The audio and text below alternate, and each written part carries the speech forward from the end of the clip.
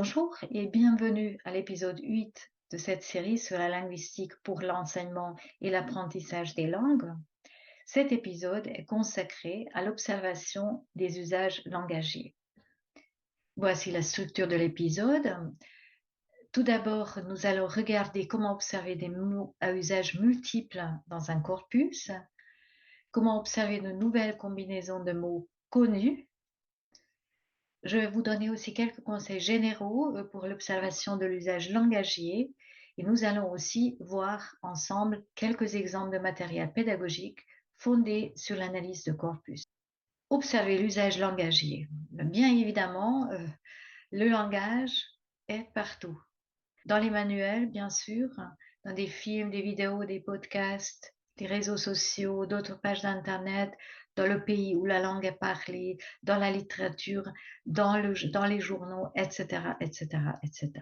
Observer donc l'usage langagier peut vous donner un atout pour votre apprentissage de langue, puisque vous allez pouvoir identifier les différentes caractéristiques principales de l'usage langagier pour l'apprentissage effectif. Bien évidemment, comme je viens de dire, observer l'usage langagier des natifs dans tous ces états est un outil puissant et un outil qui est tout à fait accessible aujourd'hui à l'ère donc de l'Internet.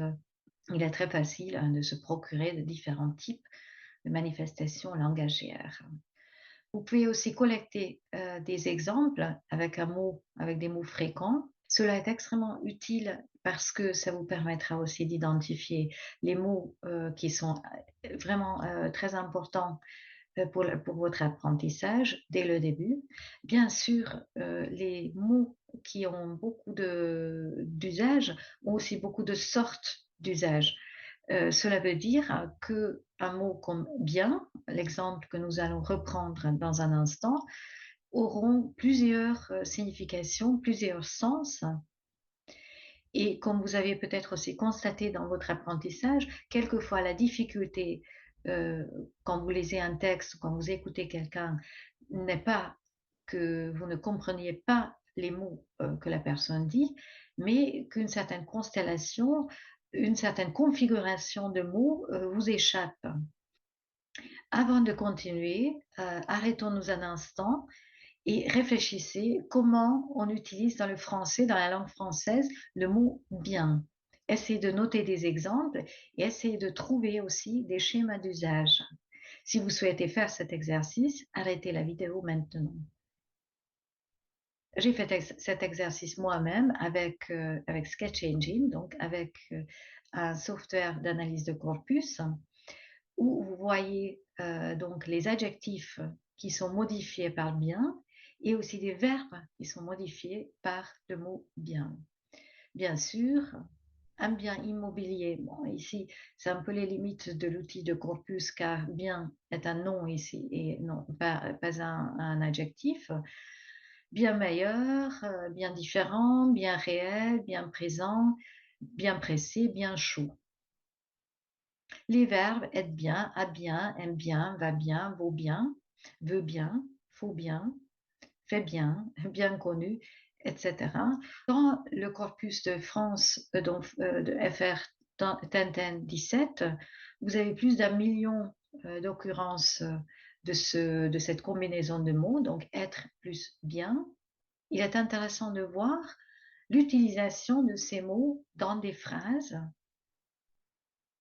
Voici le concordancier, les résultats dans le concordancier de Sketch Engine. Il est bien difficile de faire plus idéologique. Je serais bien curieuse. La chaîne de processus est bien illustrée, la crème est bien plus épaisse. Être est effectivement le verbe conjugué dans la phrase et bien modifie un adjectif. Nous voyons donc que cet usage est bien plus fréquent que l'usage de bien tout seul. Le livre est bien, le voyage est bien, etc., etc. Donc, une découverte intéressante et une découverte qui vous dit aussi, quand j'apprends le mot bien, si le français n'est pas ma langue maternelle, il faut absolument que j'intègre dans mon apprentissage cet usage bien particulier du mot bien parce que cet usage est extrêmement fréquent.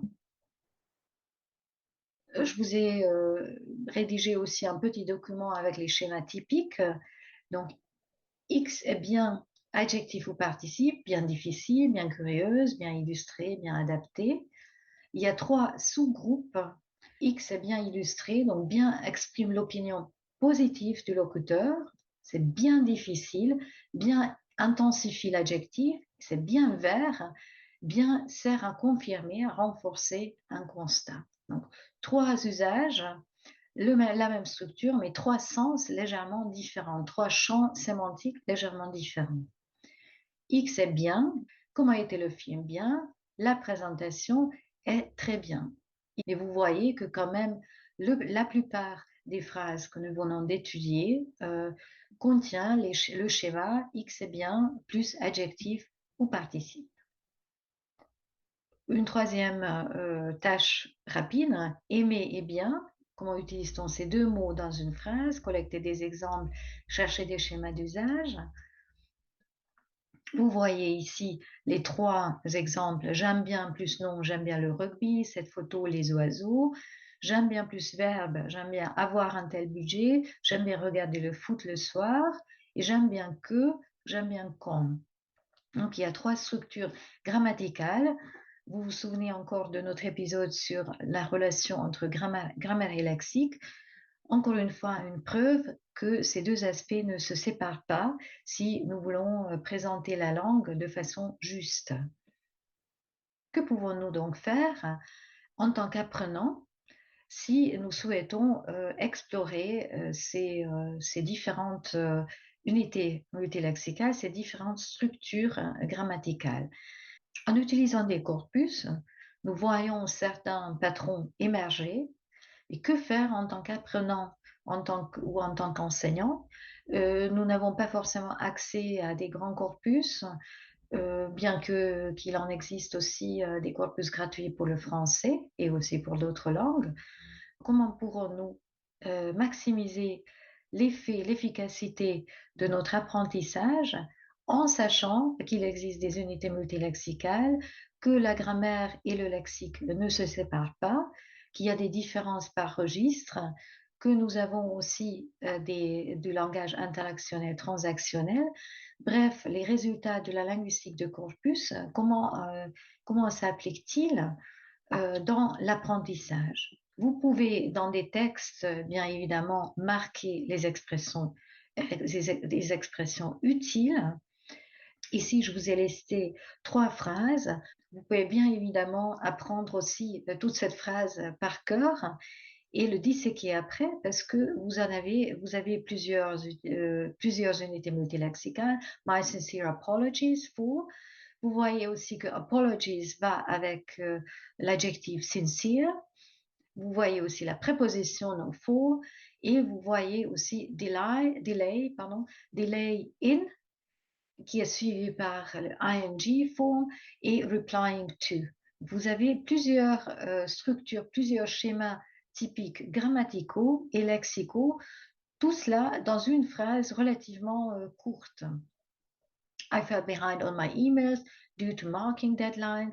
La même chose, je peux donc marquer avec une couleur, par exemple, I fell behind on, puisque c'est une expression idiomatique qui m'intéresse, ou bien due to quelque chose, due to marking deadlines. Vous avez encore une fois une structure grammaticale, l'utilisation d'une préposition, ou bien dans la troisième phrase, yes, of course, this sounds like a great idea. I'd be delighted to accept. This sounds like, vous avez une expression toute faite ou une phrase radicale, disons, un radical de phrase plutôt. This sounds like a great idea. Donc vous voyez que ID s'associe à l'adjectif great et vous voyez aussi une expression, une phrase toute faite, I'd be delighted to accept. Vous pouvez aussi décomposer cette phrase, I'd be delighted to ou delighted to accept. Mmh.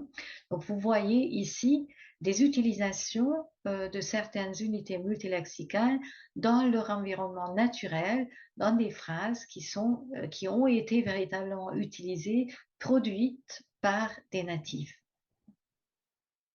Juste un exemple, d'un autre, d'un livre de cours, que Anne Bouchat et moi-même, avons construit, avons écrit, Spektrum Deutsch A2. Vous voyez ici un texte allemand. La question que je me pose, donc comment travailler avec un texte? Dans ce texte, vous pouvez vous concentrer, par exemple, sur, les verbes en passé qui sont associés à un certain mot. Par exemple, Seminare besucht, Partys gefeiert, keinen Sport getrieben, eine schlechte Note bekommen. Au lieu de me concentrer sur les mots individuels en isolation, je vais me concentrer sur des unités multilexicales, donc faire une soirée ou fêter une soirée, faire du sport, avoir une mauvaise note, etc. Cela, donc cette façon de marquer des mots et des unités multilexicales va m'aider aussi, va guider en quelque sorte mes yeux quand je regarde ce texte à nouveau. Donc résumons, comment on peut procéder. Vous pouvez donc marquer les expressions utiles dans votre livre. Cela va vous aider à retrouver ces phrases et ces expressions, toujours dans un contexte, même la couleur va vous guider. Vous pouvez aussi noter dans votre cahier de vocabulaire Seminar besuchen, donc un nom et un verbe, et puis aussi la phrase que vous avez rencontrée dans le livre. Ich habe viele Seminare besucht, donc j'ai participé à plusieurs séminaires, à plusieurs TD. Im letzten Monat habe ich, donc au mois dernier, j'ai fait ceci, cela. Pour explorer ces éléments choisis plus en détail, vous pouvez aussi consulter un corpus ou un dictionnaire fondé sur corpus ou encore Google ou tout simplement dans la moteur de recherche de Google, vous mettez ces phrases et vous essayez de trouver des exemples que vous comprenez, des exemples qui vont vous aider à mémoriser donc ces phrases. En cherchant d'autres exemples, vous allez non seulement consolider cet élément lexical choisi, mais aussi vous allez acquérir un certain sens, une certaine sensibilité, plutôt une certaine intuition langagière qui va vous guider à utiliser cette expression correctement. Et vous allez aussi voir des mots autour, des expressions autour, et cette exposition à la langue, nous savons aujourd'hui, cette exposition à la langue peut vous aider vraiment beaucoup dans votre apprentissage, dans votre acquisition de la langue cible. Pour résumer les conseils généraux, donc observez toujours les usages des mots simples dans les contextes que vous lisez, vous écoutez. Vous pouvez enregistrer de nouveaux usages dans vos cahiers de vocabulaire et les marquer également dans les textes. Il est aussi important de vous rappeler que apprendre du vocabulaire ne veut pas forcément dire toujours apprendre de nouveaux vocabulaires, mais aussi peut-être de nouvelles combinaisons des mots que vous connaissez déjà. Aimer et bien, ce sont deux mots que vous rencontrez si vous apprenez le français en tant que langue étrangère assez tôt dans votre apprentissage. Chercher des exemples avec aimer et bien peut vous aider à bien cerner l'utilisation de ces deux mots dans une phrase quand ils sont ensemble, donc ils émergent ensemble. Et ces occurrences vont aussi vous aider à consolider bien évidemment votre vocabulaire, mais aussi à identifier certains schémas typiques, donc des schémas que vous allez voir et revoir et revoir. Exemple, par exemple, apprendre du nouveau vocabulaire ne veut pas toujours dire apprendre de nouveaux mots. Je vous rappelle à nouveau, il s'agit souvent de nouvelles combinaisons de mots connus. Vous pouvez donc souligner les expressions que vous comprenez, mais vous ne seriez pas capable d'utiliser comme présenté dans le texte. Vous allez voir aussi souvent dans votre apprentissage, donc de nouvelles combinaisons de mots connus, la tentation est assez grande de les ignorer dans l'apprentissage, ce qui est une erreur parce que Si, ce qui arrive très, très souvent, moi-même, j'en suis un exemple, quand je lis un texte, français, je comprends tout.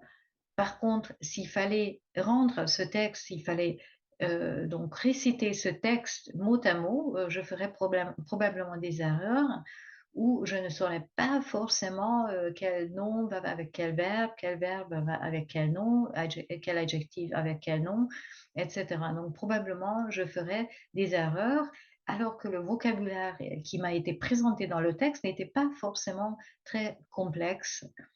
Il va de soi qu'il faut essayer de réutiliser les expressions observées pour que ces expressions soient consolidées. Vous pouvez également, si vous avez le temps et si vous avez l'envie, d'observer les usages fréquents du mot dans un corpus avec le concordancier ou avec l'extracteur d'unités multilexicales ou bien dans un dictionnaire qui a été fondé sur l'analyse de corpus. Pour l'allemand, je vous conseille par exemple le dictionnaire dvds.de, qui est un dictionnaire donc fondé sur corpus. Pour l'anglais, il existe également ce genre de dictionnaire. Pour le français, pour le moment, je ne pense pas qu'il y ait des dictionnaires véritablement fondés sur l'analyse de corpus, malheureusement. L'épisode suivant sera dédié également aux conseils pour l'apprentissage des langues, notamment à l'importance de l'observation des répétitions et des variations dans des textes. Et comme d'habitude, vous trouvez ici sur la dernière page la littérature recommandée si vous vous intéressez au sujet traité dans cet épisode.